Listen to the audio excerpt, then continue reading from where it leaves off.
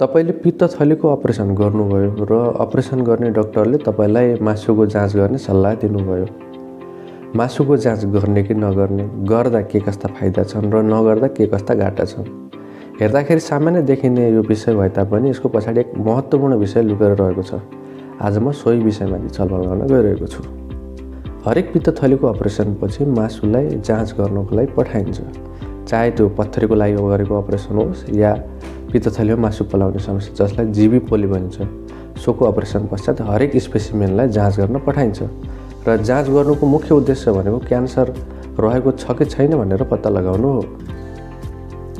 विभिन्न अध्ययनहरूले के देखाउँछ भने पित्तथलीको अपरेसन गरे पश्चात चाहे त्यो पित्तथलीको पत्थरीको लागि होस् अथवा पित्तथलीमा मासु पलाउने समस्या जसलाई जीवी पोली भनिन्छ, सो अपरेसन पश्चात पठाइएको स्पेसिमेन जो मासु हुन्छ सोको जाँच पश्चात के पाइएको छ भने लगभग 100 जनामा 1 अथवा 2 जना व्यक्तिमा पित्तथलीको क्यान्सर भेटिएको छ र पित्तथलीको क्यान्सर बढी हुने एरियामा यसको अवस्था अझ भयावह रहेको पाइन्छ। विश्वभरिमै पित्तथलीको क्यान्सरको केस डिस्ट्रिब्युसन हेर्ने हो भने भारतको उत्तरी भेग जसलाई नर्थ इन्डिया भनिन्छ र नेपालको भूभाग विशेषतः तराई रिजनमा पित्तथलीको क्यान्सरको केसेसहरू बढी पाइएको छ।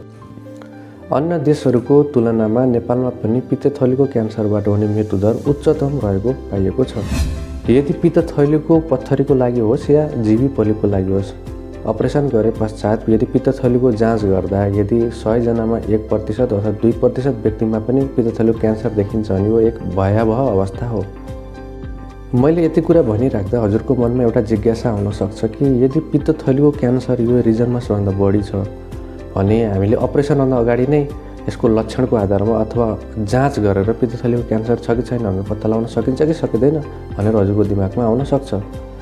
र के छ भने धेरैजसो व्यक्तिहरूको पित्तथलीको क्यान्सरले सुरुवाती अवस्थामा लक्षण नदेखाउन पनि सक्छ र यदि लक्षण छ भने पनि पित्तथलीको पत्थरी हुँदाखेरि जे जस्तो लक्षण देखिन्छ, जस्तै खाना धेरै खाएपछि पेट दुख्ने, चिल्लो पिरो खाँदा पेट दुख्ने आदि लक्षण देखाउन सक्छ अथवा बिरामीलाई ग्यास्ट्राइटिस हुँदा जे जस्ता लक्षण देखिन्छन् ती लक्षणहरू देखिन सकिन्छ र यसका भेग लक्षणहरू हुने भएको हुनाले सुरुवाती अवस्थामै लक्षणको आधारमा पित्तथलीमा क्यान्सर छ कि छैन भनेर पत्ता लगाउन गाह्रो हुन्छ, जसले गर्दाखेरि हामी मासुको जाँचको रिपोर्टमा नै भर पर्नु पर्दछ।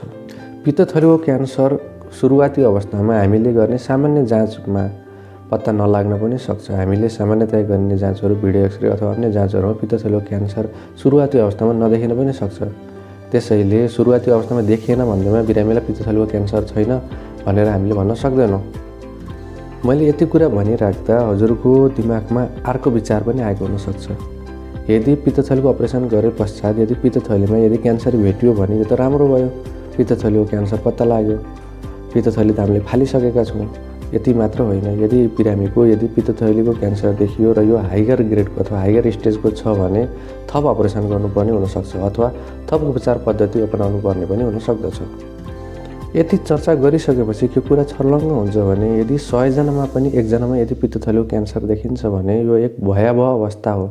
रोग जटिल भएर पछि दुःख पाउनुभन्दा सुरुवाती अवस्थामै यसको पहिचान गरी उचित निदान गर्नु नै बुद्धिमानी रहन्छ। त्यसैले पित्तथलीको अपरेसन गरे पश्चात पित्तथलीको मासुको जाँच गर्नु नै बुद्धिमानी ठहर्छ। आजको लागि हस्त, धन्यवाद।